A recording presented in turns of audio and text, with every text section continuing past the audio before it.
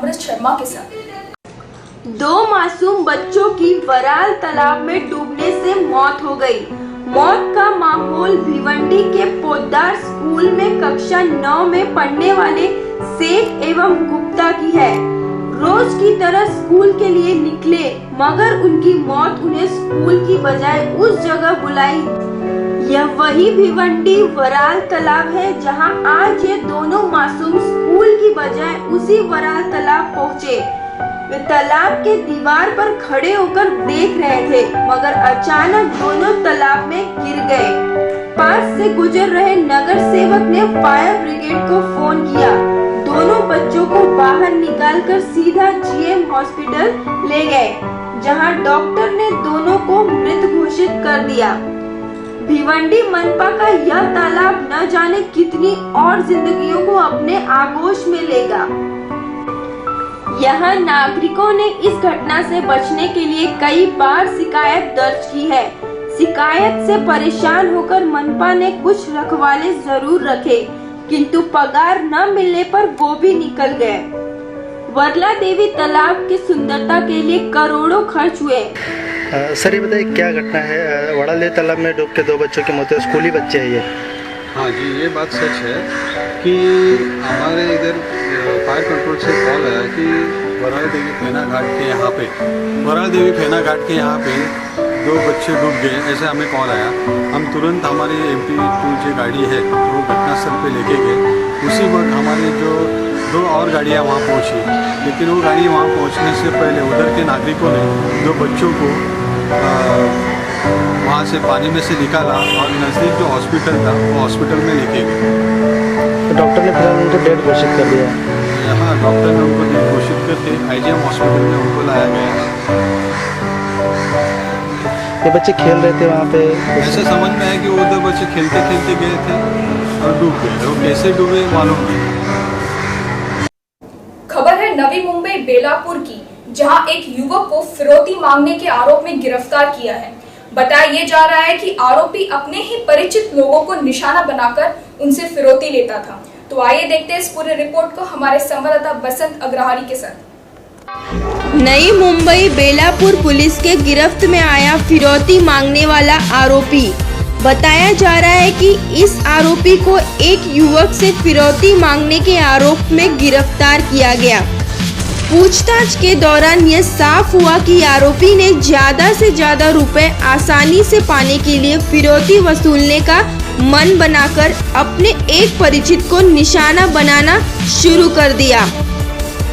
आपको यह जानकर हैरानी होगी कि पकड़े गए आरोपी शिमोल सजराव औताड़े की उम्र सिर्फ 18 वर्ष ही है। सूत्रों के अनुसार आरोपी मोबाइल फोन से मैसेज द्वारा फिरौती की मांग कर रहा था, जिसके बाद यह मामला पुलिस थाने में दर्ज हुआ और पुलिस ने जांच के दौरान लोकेशन ट्रेस कर आरोपी को गिरफ्तार किया। क्यों नहीं सुरक्षित है इस देश की महिलाएं और बच्चियां इन दरिंदों से जो अपने हवस का शिकार बनाते हैं इन लड़कियों को। घटना है मुंबई के भांगुर नगर की, जहां एक 7 साल की लड़की के साथ 35 साल के आदमी ने किया दुष्कर्म। तो आइए देखिए इस पूरी घटना को हमारे संवाददाता सिंह के साथ। मासूम सी दिखने वाली बच्चियों पर क्यों नहीं आती दया इन वैशी दरिंदों को। हाल ही में मुंबई के भांगुर नगर इलाके में ऐसी ही एक घटना सामने आई है, जहां 7 साल की मासूम बच्ची के साथ उसी के पड़ोस में रहने वाले पड़ोसी ने उस बच्ची के साथ कई बार किया इस दुष्कर्म से पर्दा तब उठा जब 15 अगस्त के दिन मां के साथ बाजार जाते समय आरोपी को बाजार में देखकर बच्ची ने बोला, मार दूंगी तुझे।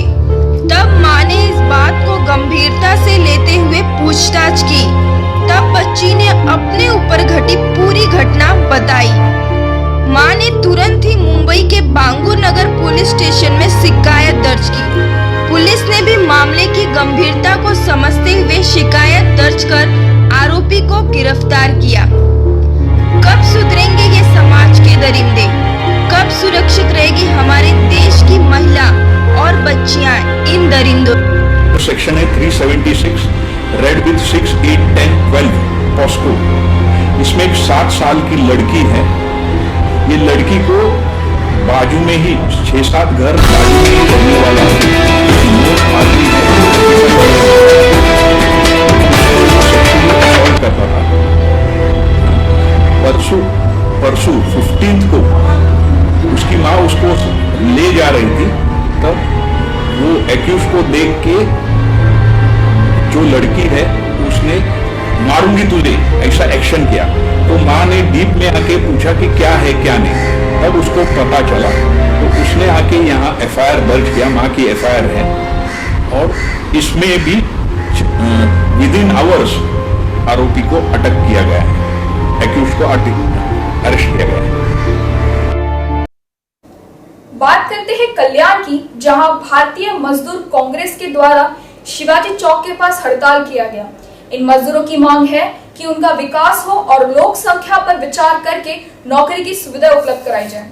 इस हड़ताल में राष्ट्रीय अध्यक्ष चरण सिंह टाक और केडीएमसी के यूनिट अध्यक्ष गरुड़ जैसे पदाधिकारी भी शामिल हुए।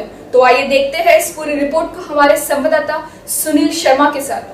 भारतीय सफाई मजदूर कांग्रेस की तरफ से शिवाजी चौक के पास अनशन किया गया है। राष्ट्रीय अध्यक्ष चरण सिंह टाक के मार्गदर्शन में केडीएमसी यूनिट अध्यक्ष सुनील गरुड़ आदि पदाधिकारी हड़ताल पर बैठे हैं।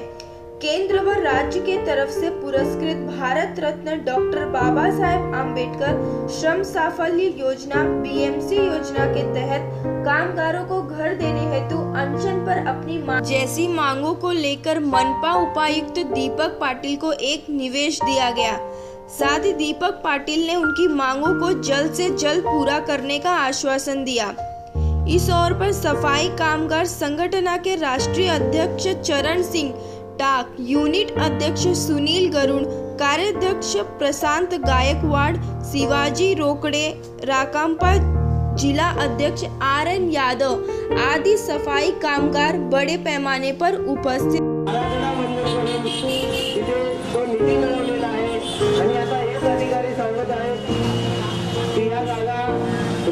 आणि मी या तमाम समाजाला सफाई कामगारांना विनंती करतो की आपण एकत्र आलो पाहिजे, एकत्रपणाची लढाई आपण लढली पाहिजे। आपण जर एकत्र आलो तर या शासनाला जे 20 वर्ष या महापालिकेवर राज्य आम्ही सुरू केलेलं आहे, सफाई कामगार ज्या वस्तीत राहतो त्याच वस्तीचा विकास केला पाहिजे, त्याच वस्तीमध्ये विकास करून त्याला त्या जागेवर घर दिलं पाहिजे। वस्ती आपण इथे बघतोय आणि या वस्तीतूनच त्यांना हकलण्याचा प्रयत्न महापालिकेकडून जर होत असेल तर त्याला आम्ही पूर्णपणे विरोध करू। आणि या घटना है गोरेगांव के लक्ष्मीनगर इंडस्ट्रियल एरिया की, जहां बदले की भावना में आकर 4 लोगों ने दिन दहाड़े एक रिक्शा चालक की चाकू मारकर हत्या कर दी। तो आइए देखते हैं इस पूरी घटना को हमारे संवाददाता फुरकान खान के साथ। ये तस्वीर है लक्ष्मीनगर इंडस्ट्रियल एरिया में रहने वाले महेश रमेश नायडू उर्फ लड्डू नामक रिक्शा चालक की, जिसकी 15 अगस्त को सुबह 8:30 बजे के करीब दिन दहाड़े चाकू मारकर हत्या कर दी गई। पुलिस के अनुसार महेश ने एक दिन आरोपियों में से एक को मारा, जिसका बदला लेने के लिए इस आरोपी ने अपने 3 दोस्तों के साथ मिलकर महेश को मौत के घाट उतार दिया। तब महेश के परिवार वालों ने गोरेगांव पुलिस थाने में इसकी शिकायत दर्ज करवाई। शिकायत दर्ज करने के 3 घंटे बाद ही पुलिस ने 3 आरोपियों को गिरफ्तार कर लिया और एक आरोपी लेकिन अब तक फरार है। परिवार वालों का कहना है कि महेश उनके परिवार का इकलौता चिराग था, साथ ही इकलौता कमाने वाला था। अब उनका कहना है कि उनके साथ इंसाफ हो, जिसमें सभी आरोपियों को सजा मिले। एक परिवार का जब कोई चला जाता है तो उसका दर्द सिर्फ उसके परिवार ही जान सकते हैं। और महेश नायडू जो कि इस परिवार का मुखिया था, वो अकेला लौटा कमाने वाला था।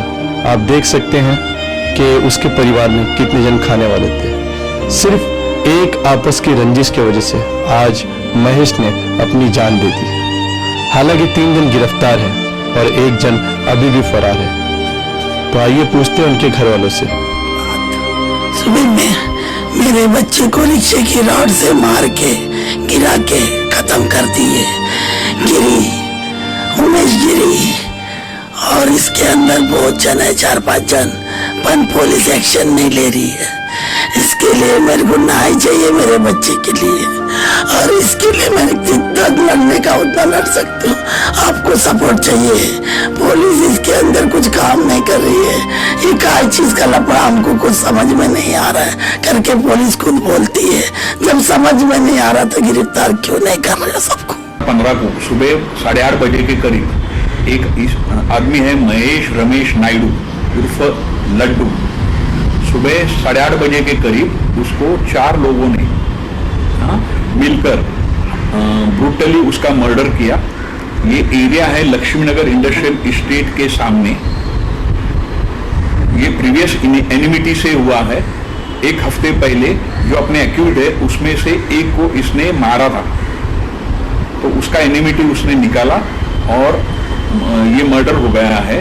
इसमें से 3 आरोपी नैब हुए हैं, पकड़े गए हैं, और एक अभी फरार है। Case was registered. केस ये धारा 302-34 के मुताबिक रजिस्टर किया है, और चंद घंटों में 3 घंटों में सब एक्यूज्ड अरेस्ट किए गए हैं। नमस्कार, मैं हूं अमृता सिन्हा और आप देख रहे हैं समय 24। अब बात करते हैं मुंबई कोपर खैराने की, जहां एक लड़की ने अपनी शादी के लिए सोशल नेटवर्किंग साइट शादी.com का सहारा लिया, किंतु उसको मिला फर्जी लड़के का धोखा। फर्जी आरोपी का नाम रूपेश यशवंत राव बताया जा रहा है, जिसको पुलिस ने गिरफ्तार किया है और 1,41,000 बरामद किए हैं। तो देखते हैं इस पूरी रिपोर्ट को हमारे संवाददाता बसंत अग्रहरी के साथ। मामला नवी मुंबई कोपर खैराने का है, जहां एक लड़की ने अपनी शादी के लिए शादी.com का सहारा लिया, जिसमें उसे एक काबिल और मनपसंद लड़का भी मिल गया और फिर दोस्ती प्यार में बदल गई। लेकिन प्यार में धोखा खाई इस लड़की के ख्वाब तब चूर हुए जब उसे इस बात का पता चला कि वह जिसके साथ शादी करने की सोच रही थी वही उसे धोखा देकर उसकी आबरू और दौलत दोनों लूटकर भाग चुका है। तब जाकर पीड़ित लड़की ने कोपर खैराने पुलिस थाने में इस बात की शिकायत दर्ज करवाई और फिर पुलिस ने जांच की। आरोपी का असली नाम रूपेश यशवंत राव बताया जा रहा है, जिसे फिलहाल हिरासत में ले लिया जा चुका है और उसके पास से 1,41,000 रुपए के माल जब्त भी कर लिए गए। एक युवती ने शादी.com इस साइट पर अपना रजिस्ट्रेशन किया था। उसी साइट पर एक युवक के लिए बोगस नाम से अपना रजिस्ट्रेशन किया था और इस लड़की के साथ चैटिंग के द्वारा वो काफ़ी क्लोज हो गया था और लड़की का पूरा एक विश्वास संपादन करने के बाद उस लड़की से मैं शादी करूँगा ऐसा उसको आश्वासन देते। उसके पास काफ़ी सारे रुपए और जेवरात इस लड़के ने लिए थे और इसका कोई पता नहीं चल रहा था। हालांकि इसका जो नाम है वो भी उसने बोगस वहाँ पे डाला था। तो एंड में हमने इस आरोपी को गिरफ्तार किया है और उसके पास से 1,41,000 रुपये के गहने और रुपये हमने बरामद किए हैं और ये जो आरोपी है हमारे पुलिस सर एक आखिरी सवाल करना चाहिए। जैसे कि आपने बताया कि शादी.com से लड़का लड़की आपस में जुड़ गए, तो लड़की के अपने माँ बाप को धोखा देकर जेवरात भी चुरा लिए थे और रुपये भी चुरा कर निकली थी घर से? जिस मात्रा में हमने उसके पास से रुपये और गहने बरामद किए हैं, लगभग 50 ग्राम सोना भी हमने बरामद किया है। घर से इतना बड़ा सोना गया है, तो घर से ही इस लड़की ने ये जो सारा सोना था वो लेकर इस आरोपी को दिया था, ये आपके सामने आया। सर ये मामला कैसे पुलिस तक पहुंच गया? इसमें जो लड़की है उस लड़की ने पुलिस स्टेशन को कंप्लेंट की और बाद में इसका इन्वेस्टिगेशन होकर फिर हम आरोपी तक पहुंचे। नवनिर्माण समाज विकास केंद्र और उनके सहभागियों द्वारा डॉक्टर नरेंद्र दाभोलकर जी के 2 वर्ष की पुण्यतिथि पर निषेध कार्यक्रम किया जा रहा है। साथ ही यहाँ पर शाहीन मुहिम चलाई जा रही है। तो आइए देखते हैं इस पूरे रिपोर्ट को हमारे संवाददाता रूपा सिंह के साथ। 1000 करोड़ कितना पैसा है? अरे हमारे महाराष्ट्र में सूखा पड़ा है। हमारे जो खेती करने वाले किसान हैं वो आत्महत्या कर रहे हैं, उनको सरकार पैसा नहीं दे रही। किसी बच्चों को दूध नहीं मिल रहा, उसको कोई सरकार नहीं रही। हमारे आदिवासी भाई वो जंगल में मर रहे हैं, उसके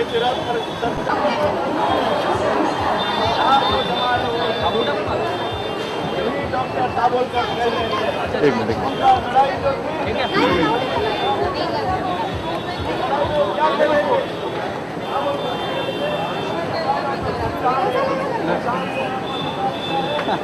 भरतवा किधर गया? भरत थांबा मावशी।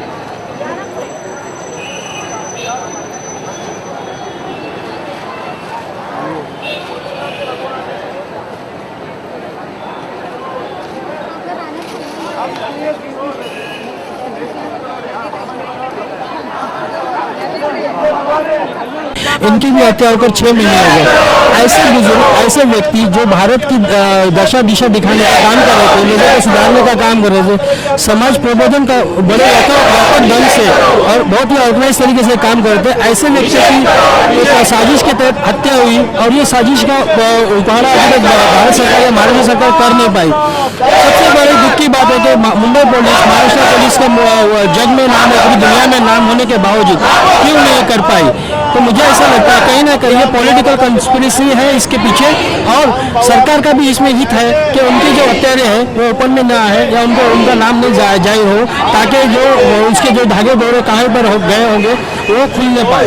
ये कारण है। दूसरी बात है कि इनको ये बताना है हमें आज कि आज 2 साल हो गए आप उनको मार सके, डॉक्टर दाभोलकर की हत्या कर पाए, लेकिन उनके विचारों की हत्या नहीं कर पाए। आज देखो, आज हमारे लाखों लोग की तादाद में आज पुणे में, महाराष्ट्र में, मुंबई में हर जगह पर ये चल रहा है। और इस तरीके से कार्यक्रम करते हुए उनके विचार बढ़ाने का काम राष्ट्रीय सेवा दल, नव विचार आंदोलन और जितने भी सर्व विचार संगठन है, नवनिर्माण समाज ऐसे हम लोग कर रहे हैं। इस मदद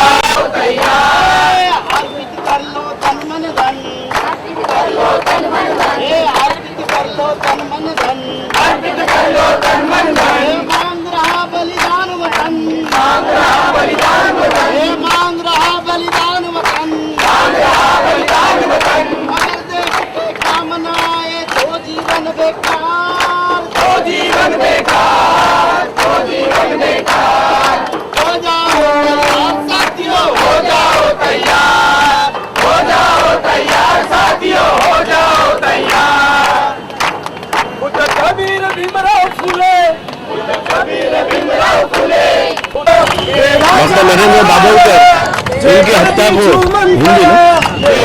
डॉक्टर नरेंद्र दाभोलकर इनकी हत्या को 2 साल हुए हैं।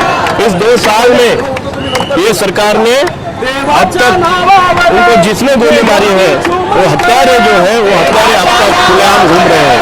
और ये सरकार पहले कांग्रेस की सरकार थी, अब शिवसेना बीजेपी की सरकार है।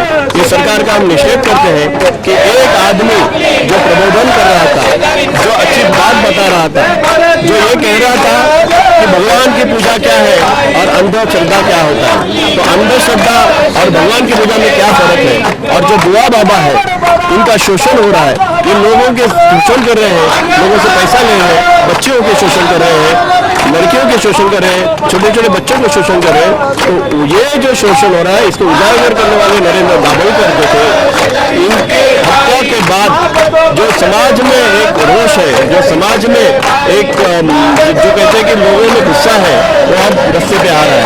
और इस हत्या में एक तो हो रहा है सरकार निकम्मी हो रही है, चाहे वो कांग्रेस की सरकार हो चाहे बीजेपी की सरकार हो, ये सरकार निकम्मी है। और ये सरकार ने अब तक उनके जो हत्यारे थे उनको नहीं पकड़ा है, लेकिन किसी की हत्या करने से विचार नहीं मरता, यही हमको दिख रहा है 2 साल में।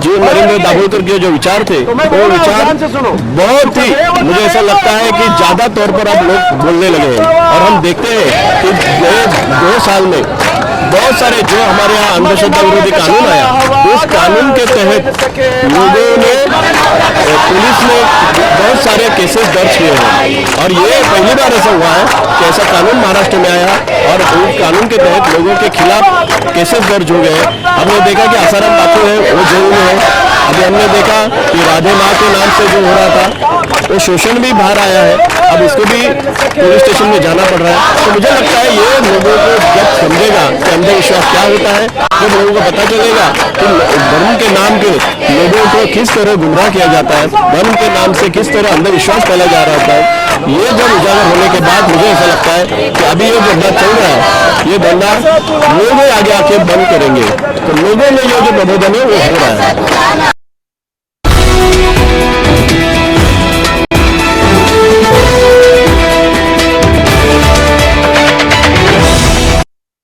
नमस्कार, मैं हूं अमृता सिन्हा और आप देख रहे हैं समय 24। आज नाग पंचमी है। आज पूरे भारत में नाग देवता की पूजा हो रही है। आज शेष नाग की शैया पर भगवान विष्णु इस समय विश्राम कर रहे हैं। तो आज ना हम आपको सिर्फ नाग देवता के दर्शन कराएंगे, बल्कि कैसे मनाई जाती है नाग पंचमी ये भी बताएंगे। देश भर में नाग पंचमी का त्योहार धूमधाम से मनाया जा रहा है। सावन के महीने में पड़ने वाले इस त्योहार को लेकर श्रद्धालुओं में गहरी आस्था है। परंपरा के मुताबिक नाग पंचमी के दिन नाग देवता की पूजा की जाती है। आज सुबह से नाग देवता के मंदिरों में भक्तों की भारी भीड़ उमड़ रही है। परंपरा के मुताबिक विश्व प्रसिद्ध महाकालेश्वर मंदिर के शिखर पर स्थित नागचंद्रेश्वर मंदिर के पट रात 12 बजे खोले गए। नाग पंचमी के अवसर पर ही साल में एक बार इस मंदिर का पट खोला जाता है। मंदिर का पट आज रात 12 बजे तक खुलेगा। महाकाल मंदिर में स्थित नागचंद्रेश्वर मंदिर में शेषनाग पर विराजित भगवान शिव और पार्वती की मूर्ति की पूजा विधि विधान से।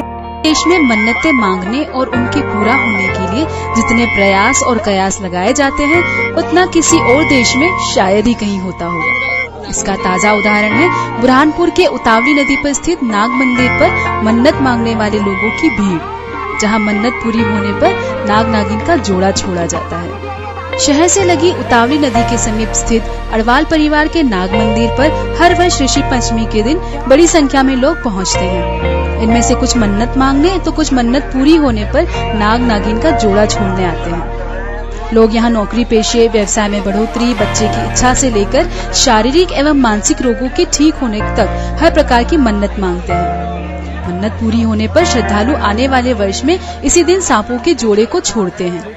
ये सांपों के जोड़े स्थानीय सपेरों से खरीदे जाते हैं। एक श्रद्धालु दिलीप यादव का कहना है कि पिछले 25 सालों से वे यहाँ इच्छा पूरी होने पर सांपों के जोड़े छोड़ रहे हैं। यहाँ हमारी हर इच्छा पूर्ण हुई है। अब 25 साल में पैसे ले लेते 701, 801।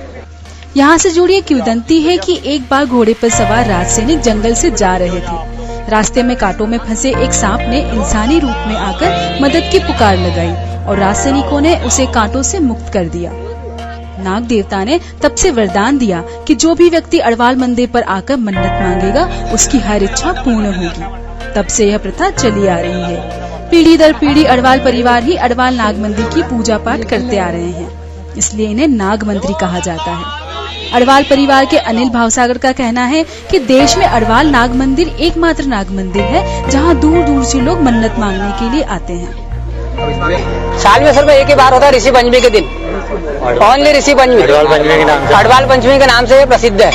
वर्षों से राजा रजवाड़ों के टाइम से चल रही है। इतना है कि पॉपुलर इसको अभी करा गया है। यदि बात भगवान की पूजा आराधना तक ही सीमित हो तो इसमें कोई बुराई नहीं है, परंतु निरीह प्राणियों की आस्था के नाम पर दुर्गति करना कहाँ तक उचित है। सपेरे ऋषि पंचमी के कई दिनों पूर्व सांप पकड़कर उन्हें बहुत बुरी हालत में रखते हैं। श्रद्धा भक्ति के नाम पर इन बेजुबान जीवों को यूं परेशान करना, उनकी दुर्गति करना कहाँ तक उचित है।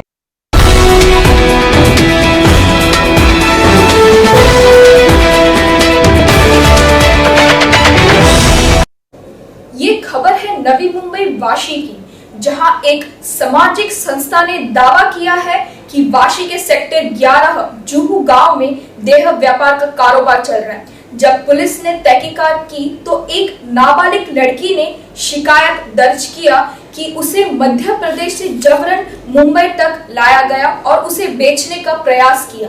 तो आइए देखते हैं इस पूरे वारदात को हमारे संवाददाता बसंत अग्रहरी के साथ।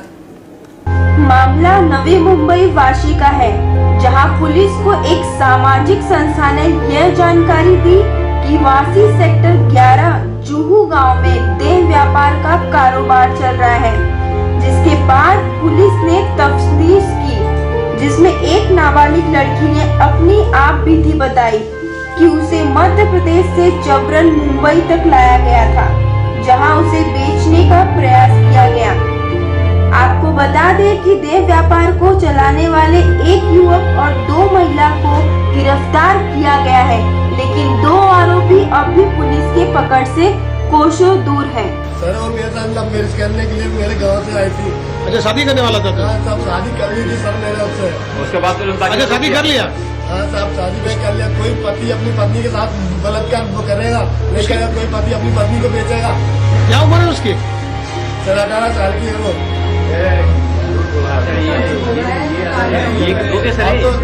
मेरी आपको झूठ लग रही है ना, मेरी बात आपको लड़की से जाकर पूछ लो, ठीक है ना। लड़की जो करेगी ना, मैं भगवान के लिए तैयार हूँ, फांसी करने के लिए तैयार हूँ, जो सजा देने के लिए तैयार हूँ। क्या करते हो तुम? वैसे करते क्या हो? सर मैं बागवत करना करता हूँ, तबला बजाता हूँ।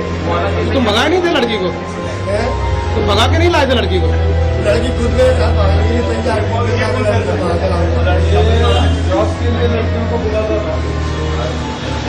आप तरह एक बार लड़की से पूछ के देखो, वो क्या रही, लेकिन कोई नहीं समझता है। लड़की के कहने के मुताबिक और भी कुछ लोग थे जिनके साथ उसके बिजली का सौदा चल रहा था, और उसके मुताबिक उसको 4.5 लाख रुपए में बिकने की बात चल रही थी। ये खुद लड़की ने हमको बताया। सर, जैसे कि आपने बताया कि एक ही परिवार के सदस्य इस पूरे मामले में शामिल है, तो क्या ये सभी परिवार मिलकर लड़की को वेश्या व्यवसाय में उतारते थे या फिर बेचने वाला कारोबार करते थे? क्या करते थे एक्चुअली? इन्वेस्टिगेशन में सेक्स रैकेट शामिल थे क्या? इसमें जो माइनर लड़की है जिसको कि हमने कल अरेस्ट किया है, ये गुना की रहने वाली है, और लगभग 3 महीना पहले ये घर से निकली थी।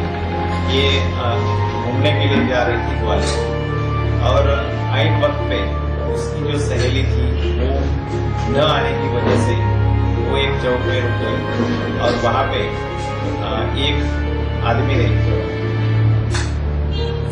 एक आदमी उसके पास आया और उसको कुछ बताकर उसके घर ले गया। वहाँ पर उन्होंने इस लड़की को बंदी बनाकर लगभग 15 दिन रखा, और बंदी बनाने में इस लड़के के साथ उसकी माँ और बहन भी शामिल थी। इसके बाद उस लड़की को उसने निकाला और यूपी में लखनऊ तक वो लेके गए, और कुछ दिन पहले ये लोग ये बच्ची को लेकर वाशी में आए। वाशी में जिस घर में इस बच्ची को रखा था, वहाँ से लड़की किसी बहाने निकल गई, और फिर एक ऑटो वाले का सहारा लिया, और बाद में एनजीओ की मदद से पुलिस स्टेशन पहुंची। इस लड़की का पूरा बयान हमने अभी रिकॉर्ड किया है, और उस बयान के मुताबिक ये जो मामला है